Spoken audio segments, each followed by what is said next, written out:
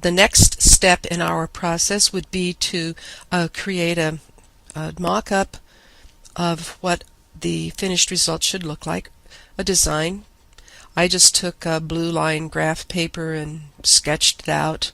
Some of you are maybe artistic enough to be able to do this in your head, and after a while you do get okay at it, but it's a good idea to just sketch things out. You can then decide what names you're going to use. So in this case, we have an input box for the base, another for the height, and then an output area for the area.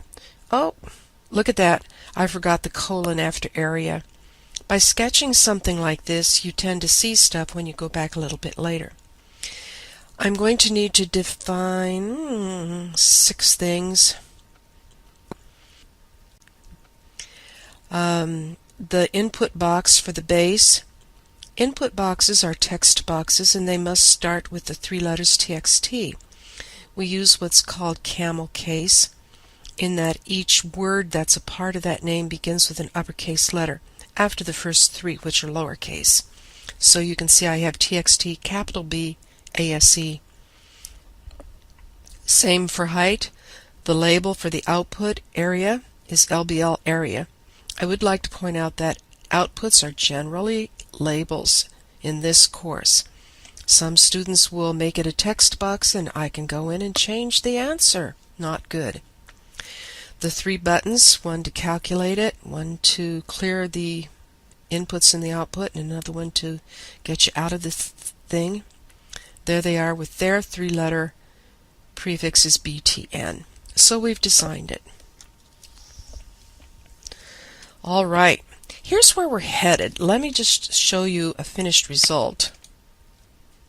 A little bit different than what it looked like in the sketch. What was our sample input? 4.1 and 5.5. Was that it?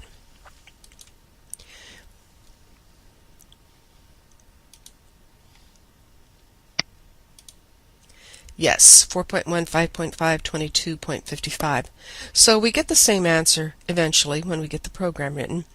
And if we were to get something like 22 or 23 instead of the 0.55, we would know that our results did not match our expected results in our test plan, and that we had a problem. For now, we'll just let that go. Okay, as far as starting up your project, you would click on Start All Programs, so you'd have to look for your version of Visual Studio. And eventually, it starts up. Now, you may need to make some choices when you first begin it. I have no way of seeing a version that has not been adjusted already. So I don't think you can mess it up for this class.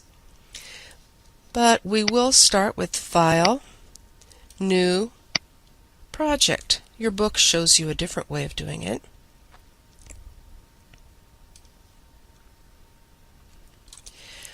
The first change you need to make is down here. This name of the program must be changed.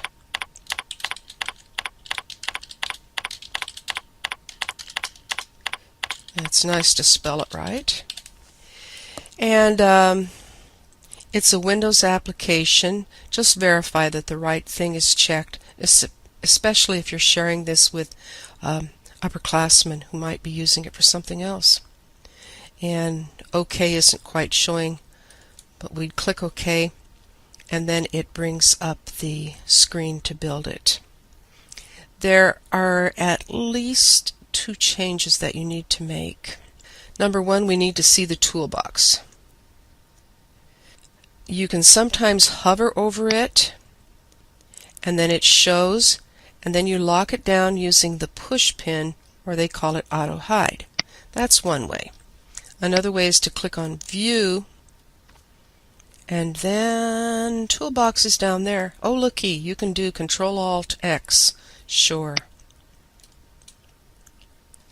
The same thing again, the push pin to lock it down. Now, chances are, the first time you open it, all of these different things are collapsed like that. The only one that you need is common controls. Those are the only ones we will be using in this course. So that was one major thing. Show the toolbox and expand the common controls. The other thing is over here, another two-parter. We need to slide this up a little bit,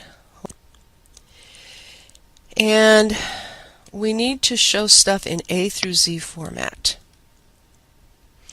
The book does it that way. There's less than a dozen of these properties that we use, and if we put them in alphabetical order, we can remember their names. Not in A through Z order, they are categorized by types, and that's too hard to remember. You have another dozen categories. So they are in alphabetical order, except it looks like, for instance, that name is not, but it is, because it starts with the parentheses rather than the letter N. So that's all you need to know for now for designing your first math program that's coming up, area of a geometric object other than rectangle. The videos that follow this were made using Visual Studio 2005. So things may look a little different, but nothing has really changed at this level. So in the interests of spending our time giving you feedback for your work rather than re-recording several videos, we're going to make do with the 2005 version. But the front end looked quite different than it did for then, so we re-recorded that video. Bye!